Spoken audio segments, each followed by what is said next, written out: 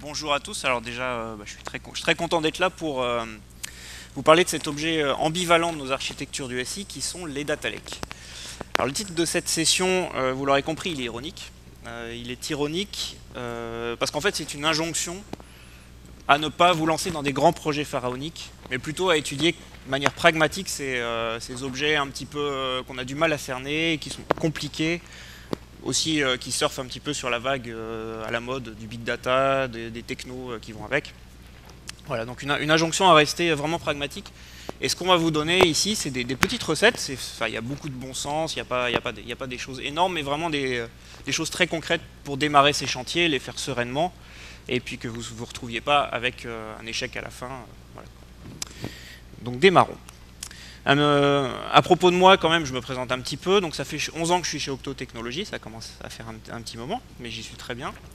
Je fais partie de la tribu Big Data et Analytics depuis sa création en 2013, et à ce titre, j'ai eu l'occasion de travailler sur des projets de data lake, en cadrage, en réalisation.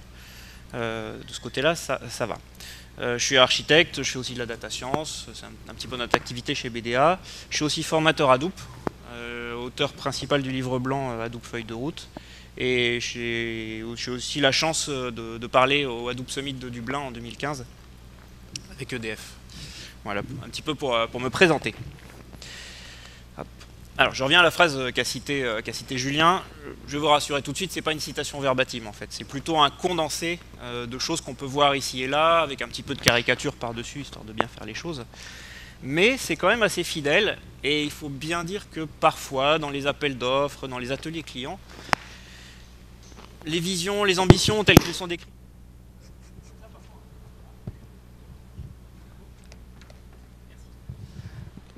Parfois, il faut bien comprendre que ces ambitions et ces visions, parfois on les comprend pas très bien. C'est des phrases comme ça, elles sont un petit peu floues, un petit peu fuyantes.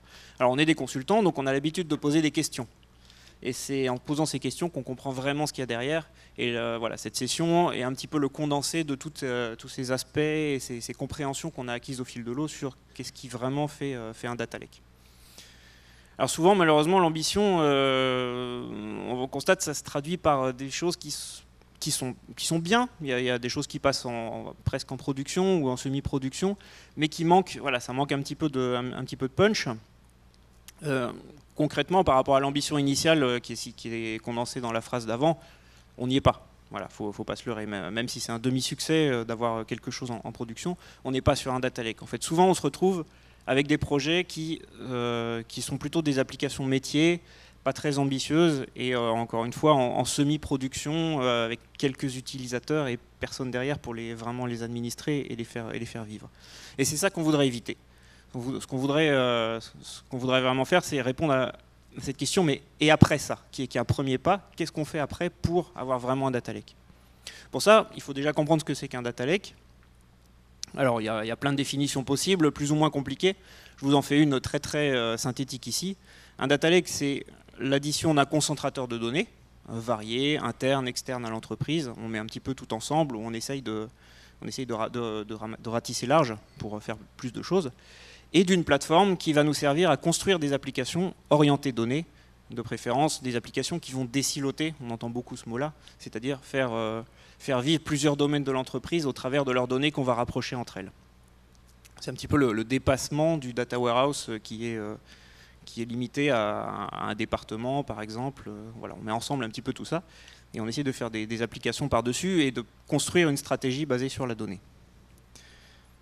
Voilà. Et pour ça, il y a un enjeu qui est très important, qui est caché derrière la petite caricature avec le mini projet que je vous ai cité tout à l'heure.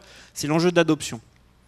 J'ai l'application en production, et voilà, mais qu'est-ce que je vais faire maintenant pour vraiment que les projets viennent vers moi? Qu'est-ce que je vais faire pour qu'ils construisent d'autres applications, qu'ils viennent se servir des données, qu'ils fassent vivre tout ça, qu'ils créent cette communauté, cette dynamique qu'on va chercher? Et cet enjeu d'adoption, on va le décliner selon 3 axes. Qui sont la construction d'une offre de service, quelque chose qu'on oublie souvent. Voilà, ça va au-delà de l'application unique, justement. Aussi, ingérer des données, comment ingérer des données bien, les ingérer vite pour pouvoir publier et donc offrir des données à disposition sur notre plateforme. Et enfin, gouverner, On entend parler beaucoup de gouvernance avec ces objets transverses qui sont forcément, qui font peur et qu'on a besoin de faire vivre. Ah, j'ai plus de retour, c'est bon. Voilà. Alors l'offre de service, concept vraiment important que je vous invite à vraiment bien intégrer pour ces projets-là. Cette offre de service, on va chercher à la formaliser. On va chercher à la formaliser en faisant déjà un premier pas qui est valider l'intérêt du data lake. Ça peut paraître idiot, mais est-ce que vous avez vraiment besoin d'un data lake au final? La réponse peut être oui, elle peut être non. Un data lake, ce n'est pas uniquement un projet IT pour le plaisir de faire de l'IT, ça répond à un besoin, ça répond à une ambition, et cette ambition, il faut la décrypter. Et pour ça, on implique un peu tout le monde, tous les clients qu'on envisage pour notre data lake, donc des sponsors, évidemment, des utilisateurs, des applications, on est sur de la donnée qui peut transiter dans le SI, le public, quand on va exposer de la donnée à l'extérieur, etc. Donc voilà, impliquer tout le monde dans cette vision et les faire parler sur ce dont ils ont besoin, ce qu'ils veulent vraiment. Et après, on va décliner des services, donc une offre de services. Ces services déclinés, en général, suivant, qui vont concerner des données qu'on va chercher à mettre à disposition, sur la plateforme de construction d'applications dont on a parlé, des services plutôt logiciels cette fois-ci, et des services autour de l'humain, du soutien, pour les projets qui vont venir se greffer sur le data lake et construire leurs applications avec les services logiciels et de données. Voilà. Alors pour ça, un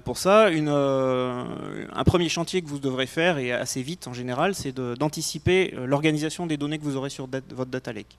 C'est quelque chose qui n'est pas très compliqué, mais il faut le faire vite parce qu'après, pour rectifier le tir, forcément, vous avez plein de données qui sont mal rangées, que vous devez réaffecter, c'est compliqué.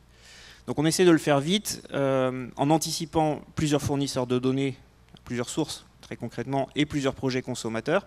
Donc on va ranger nos données sources, nos données publiées, nos données indexées, nos données enrichies, dans des cases qui vont nous permettre de comprendre et de s'y retrouver dans notre data lake.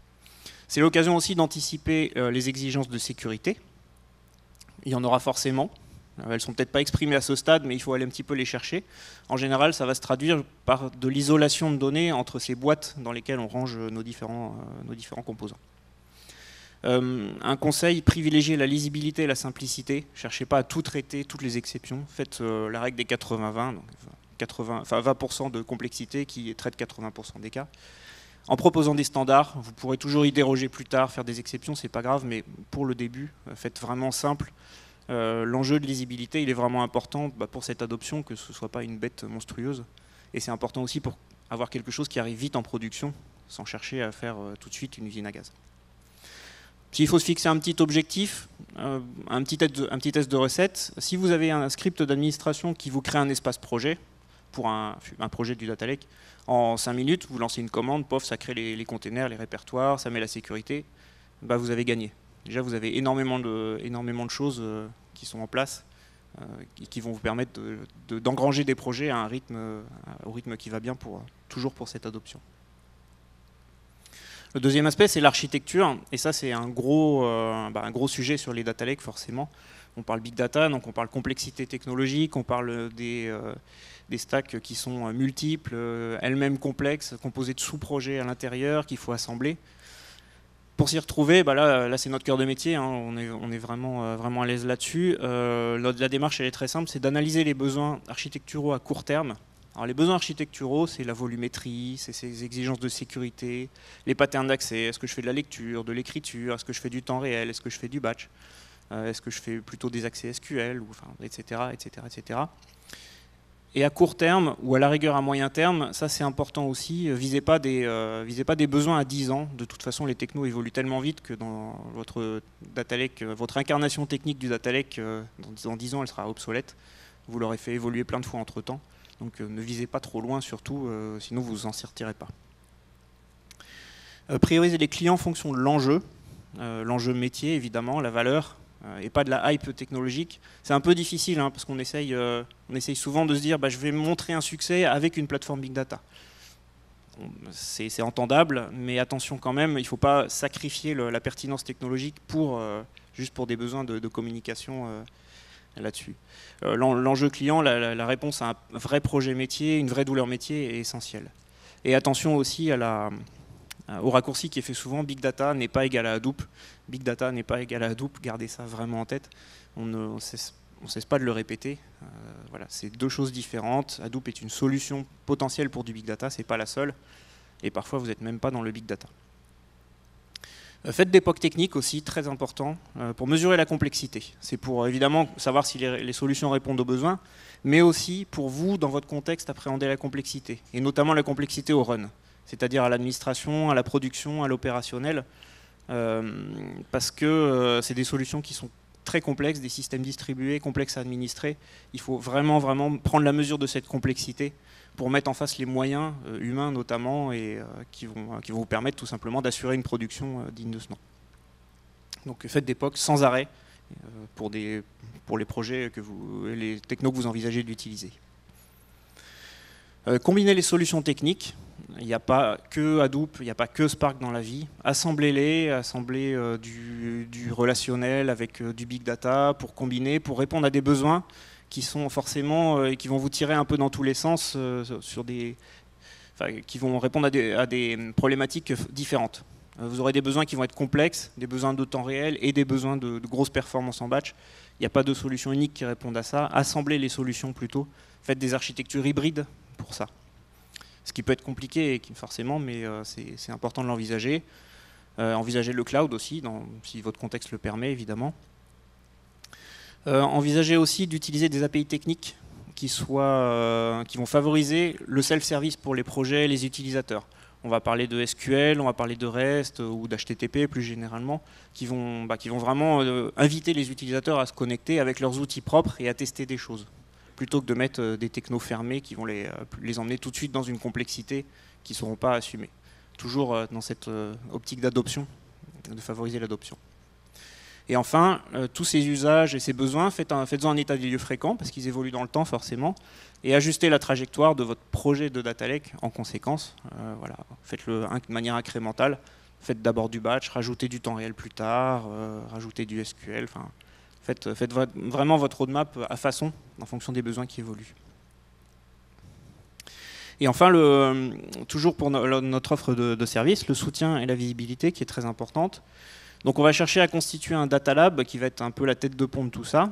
Donc ce data lab, c'est des sachants métiers, des administrateurs, des architectes, des data scientists, qui vont faire une équipe intégrée capable de faire le dialogue entre le projet et les données, ou la plateforme plus généralement.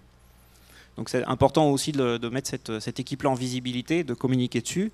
Cette équipe, elle va publier son offre, elle va publier les projets montrer les projets qui sont déjà sur le data lake, publier son catalogue de données, sa documentation. Pourquoi pas son backlog, si elle résonne avec un backlog, c'est-à-dire sa propre trajectoire. Vraiment de l'animation de communauté en fait.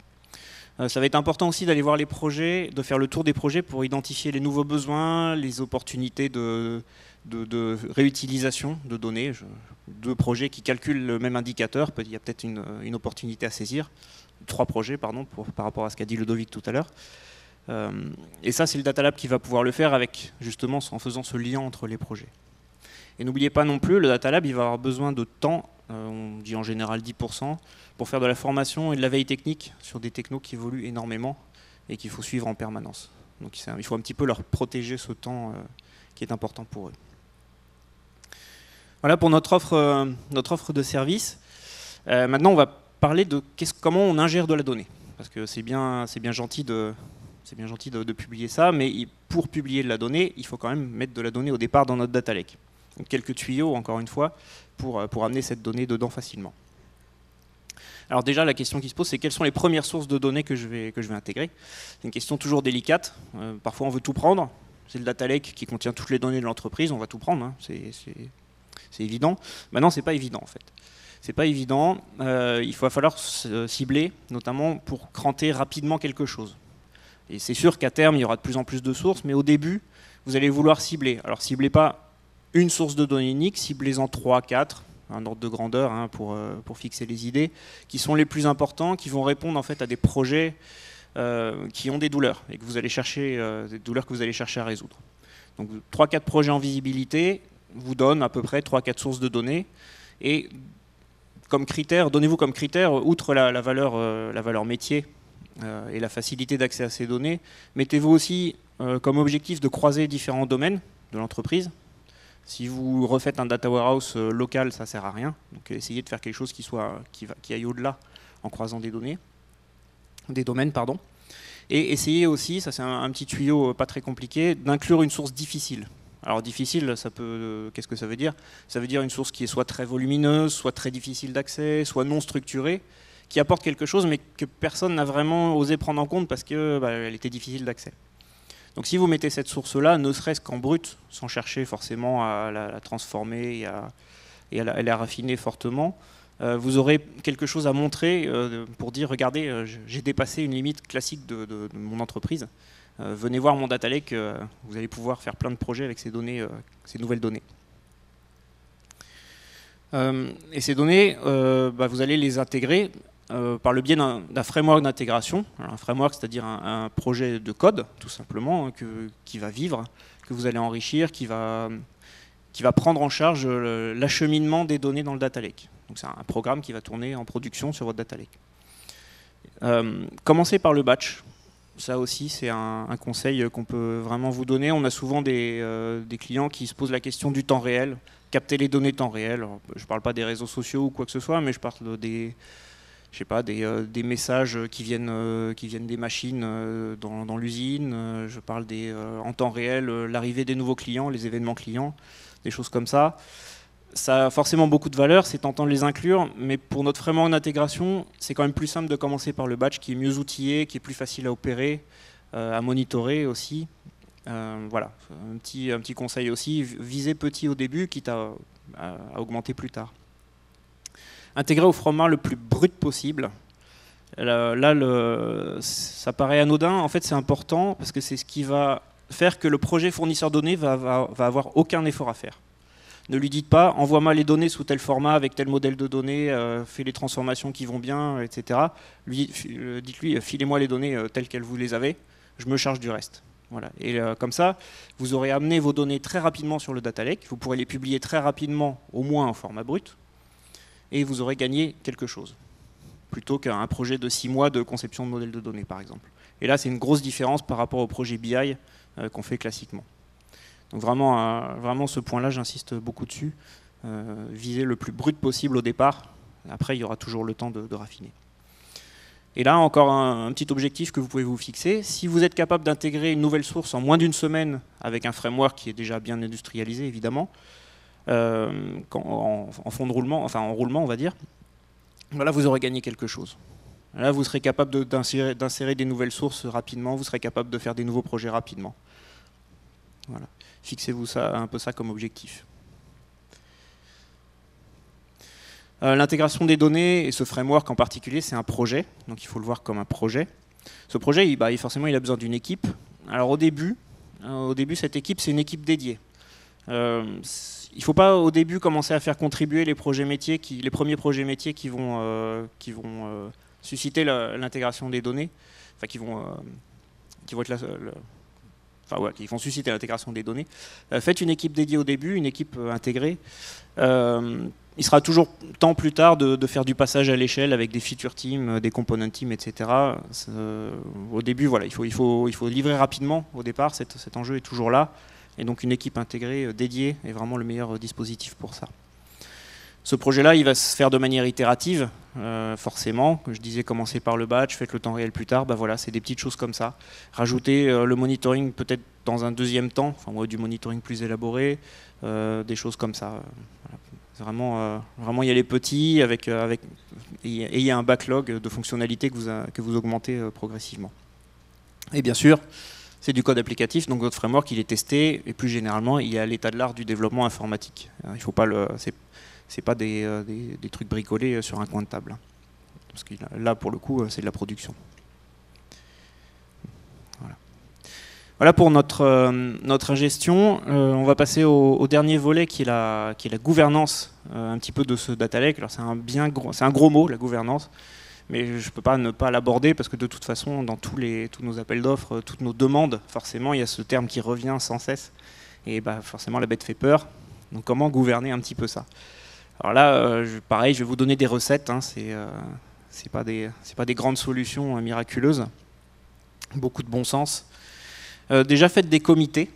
C'est bête, mais enfin, il y a un comité, on va appeler ça un comité de gouvernance, mais même très informel, un rythme mensuel au début, c'est largement suffisant. Le but de ce comité, il va être multiple. Il va déjà être de donner de la visibilité aux sponsors que vous avez inclus dans la vision, si vous vous souvenez bien. Donc ces sponsors, ils vont demander des comptes. Ils vont demander des comptes et surtout, ils vont vous aider à vendre en interne le concept du data lake. Parce que vous devrez dire aux gens, venez déposer vos données dessus pour que je puisse les publier, pour que vous puissiez construire des applications. Venez utiliser les données, venez utiliser les API que j'ai bâties dessus. Donc toute cette mayonnaise en quelque sorte, les sponsors ils sont très importants parce qu'ils vont faire le pont entre ces utilisateurs et ces clients que vous cherchez à attirer. Donc forcément il faut leur donner cette visibilité dessus. Mettez en place des règles d'éligibilité des projets, accès ou hébergement. Alors là pour préciser un petit peu, vous allez vite arriver, si le succès est au rendez-vous, vous allez vite avoir des projets qui vont se presser au portillon, qui vont dire je veux être sur le data lake, je veux être sur le data lake. Ah, j'ai un data warehouse et de la BI qui marche aujourd'hui, ça me coûte cher avec Oracle, je veux passer sur le data lake parce que c'est gratuit. Enfin, genre, on pourrait faire une idée reçue rien que pour ça. Vous allez, être en position d'arbitrer ces choix-là. Alors forcément, vous les arbitrez parce que vous connaissez la roadmap technologique de votre data lake, la roadmap d'architecture, et vous connaissez aussi les autres projets qui sont là. Vous pouvez décider s'ils sont conformes à la vision que vous vous êtes fixée, quitte à ce qu'elle change au cours du temps. Et vous pouvez aussi décider si ces projets sont éligibles techniquement. Je vais donner un exemple très très simple. Votre projet BI qui arrive avec 100 gigas de données sur une plateforme Hadoop, vous pouvez dire non. Voilà. Tout simplement. Enfin, vous devez dire non normalement, ou alors vraiment cas très particulier, à grosse visibilité. Et ça, c'est à vous de le faire. Et c'est ces comités de gouvernance qui vont permettre de formaliser aussi ça, que c'est de la documentation, c'est quelque chose que vous allez publier, que vous allez afficher, mais que vous devrez faire vivre aussi et que vous devrez opposer à tout projet qui ne serait pas, selon vous, éligible. Et puis, comme toute gouvernance, il y a des KPI forcément, donc définissez quelques KPI simples. Il n'y a pas besoin d'aller chercher très très loin. C'est le nombre de projets que vous avez sur votre data lake, déjà, le nombre, c'est important. Le nombre de sources de données qu'il y a, que vous pouvez mettre en avant en disant regardez, on a plein de sources de données. Ça peut être l'utilisation des ressources de la plateforme, stockage, calcul. Sur une plateforme Hadoop, on va chercher à voir si le cluster est bien dimensionné par exemple, ou s'il faut ajuster le partage des ressources. Ça c'est plus pour le data lab en interne, mais c'est néanmoins important. Donc voilà un peu tout ce dont on peut discuter dans ce comité de gouvernance, qui est finalement très facile à monter en informel en tout cas. C'est pas besoin de faire un comité de direction pour ça. Parler d'environnement. Alors ça, je l'ai mis dans la gouvernance parce que c'est un sujet qui peut être assez complexe, qui va être lié à, encore une fois, un peu la trajectoire du data lake que vous voulez mettre en place. Alors déjà, il y a un aspect à ne pas oublier, c'est la pré-production technique. Sur les plateformes Big Data, et pour des raisons de coût en général, il y a beaucoup de clients qui n'ont pas de pré-production, parce qu'ils se disent, voilà, ça coûte cher, c'est un environnement qui ne sert pas souvent. Le problème avec ça, c'est que vous allez vite taper des limites sur les évolutions de plateforme elles-mêmes. Je vais encore parler d'Hadoop, parce que c'est un peu mon bébé, enfin mon bébé, non, c'est ma plateforme que je connais le mieux. C'est une plateforme qui est très compliquée avec plein d'outils qui fonctionnent de manière très intégrée entre eux. Il y a des problèmes de compatibilité de version entre l'une et l'autre. Vous pouvez faire des upgrades partiels ou totaux de tout ça. Et ça se fait sur une pré-production. Vous vous amusez pas à faire ça sur de la prod ou même sur du développement où les projets font un petit peu ce qu'ils veulent et vous n'avez pas l'infrastructure pour tester les applications sur une plateforme de dev. Donc une plateforme de pré-prod qui soit fidèle à la production en termes de configuration, c'est très important. Voilà. La mutualisation d'environnement, on peut en parler dans un second temps ensuite. Est-ce que je mutualise mon développement et ma recette? Alors là, il y a du pour et du contre. Le pour, évidemment, c'est que ça coûte moins cher d'avoir un cluster qui fasse deux environnements. Le contre, c'est justement ces questions de version de logiciels qui tournent dessus. Qui vont compliquer l'affaire. Si vous devez faire un upgrade en développement mais pas en recette sur une plateforme qui est partagée entre les deux, ça va poser problème. Problème de partage de ressources aussi éventuellement. Donc à voir, c'est quelque chose qui est à étudier, vous n'aurez pas une réponse tout de suite, vous n'allez pas la trancher en 5 minutes, mais il faut évidemment l'envisager. Et le dernier point, alors celui-là il est vraiment très important, et je pense que c'est un enseignement, je pense à un projet que j'ai fait en particulier, qui est un gros enseignement. C'était le moment waouh où on a compris, mais en fait l'environnement c'est pas juste les logiciels, c'est aussi les données. Ça paraît bête comme ça, mais le cycle de vie des données est très important dans la définition des environnements. Parce que vous allez avoir, dans un data lake typique, des gens qui vont venir faire du prototypage, des utilisateurs, métiers. Ce n'est pas des applications en production, c'est du prototypage. Donc vous allez les diriger sur un environnement de développement, qualification, pas de la production parce qu'ils ne sont pas en prod. Malgré tout, ils ont besoin de données de production, parce que c'est un prototype métier qu'ils vont tester en situation réelle. Qu'est-ce que c'est un environnement qui n'est pas en production mais qui a des données de production? Qu'est-ce que je fais? Est-ce que je réplique mes données de la prod vers cet environnement? Est-ce que je fais des flux en Y entre les deux environnements? Est-ce que je les dirige quand même sur de la prod en assurant une espèce d'isolation pour éviter qu'ils fassent n'importe quoi? Parce qu'en plus, ils viennent se servir directement dans les données et je ne vois pas ce qu'ils font. Il y a plein de questions qui se posent avec ça et c'est très important de l'instruire assez vite. Donc tenez compte de ça. Tenez compte aussi du fait que les projets qui tournent sur le data lake vont consommer des données, vont produire des données qui vont être réutilisées par d'autres projets derrière sur le même data lake. Et vous allez avoir donc des dépendances, des couplages très forts entre ces applications par la donnée. Et là pareil, c'est quelque chose qu'il faut un petit peu anticiper. La gouvernance est là pour dicter quelques règles. J'en ai une qui est assez simple à dire, pas facile à faire. C'est raisonner sur vos données comme des API. Un modèle de données qu'un projet produit pour un projet B, un projet A produit pour un projet B, c'est comme une API. Vous pouvez faire évoluer le modèle, l'API passe en version 2, garder peut-être 2 versions de la donnée en même temps, donc plus de travail pour le projet producteur.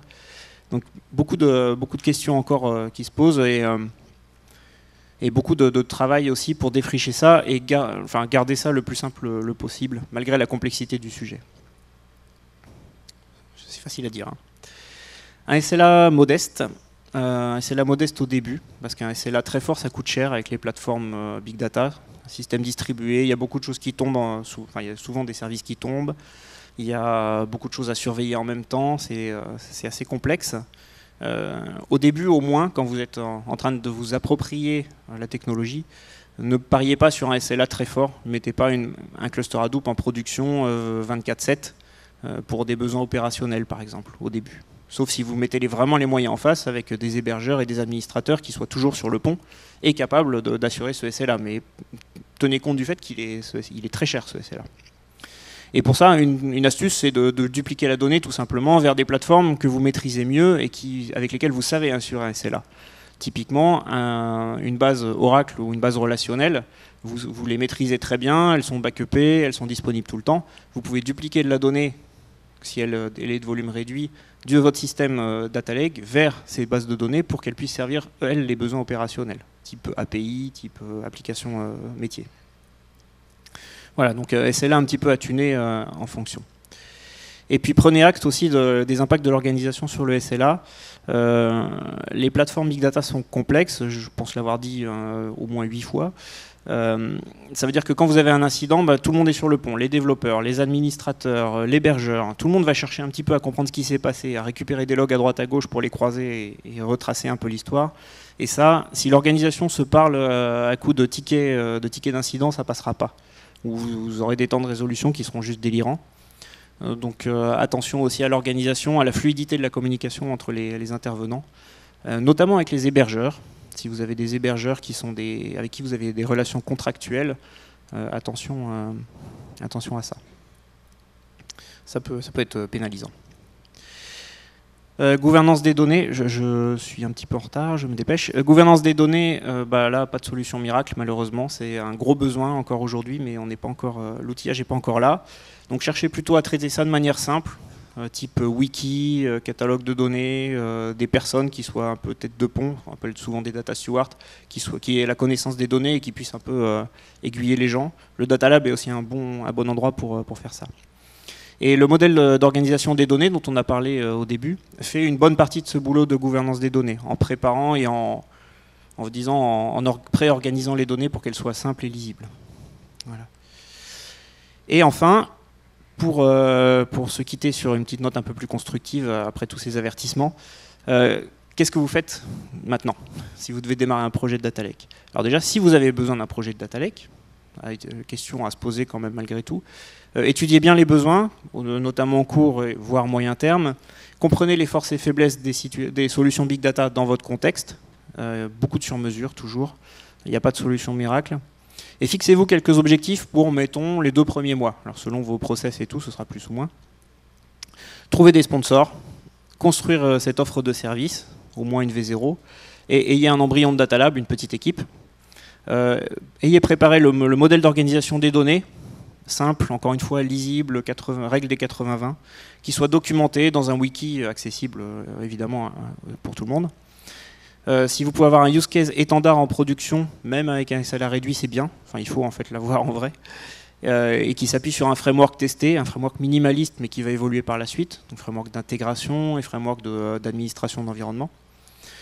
Vous avez une architecture qui soit déjà prête, au moins sur papier, à traiter les tout prochains use cases sur la liste, ce qui sous-entend que vous ayez une liste des tout prochains use cases, ça c'est très important. Et une méthodologie pour instruire les suivants avec nos fameuses règles d'éligibilité des projets. Voilà, et en fait ça veut dire faites quelque chose rapidement et ayez un coup d'avance pour que le projet ne se finisse pas sur une petite fausse application en fausse production et que vous ayez toujours la dynamique qui s'enclenche et que vous puissiez ensuite faire vivre ce data lake et puis aller un petit peu au-delà des mots ronflants qui traînent avec Big Data pour avoir quelque chose de concret et de pragmatique. Voilà, je suis un petit peu en retard, je vous remercie beaucoup pour cette attention.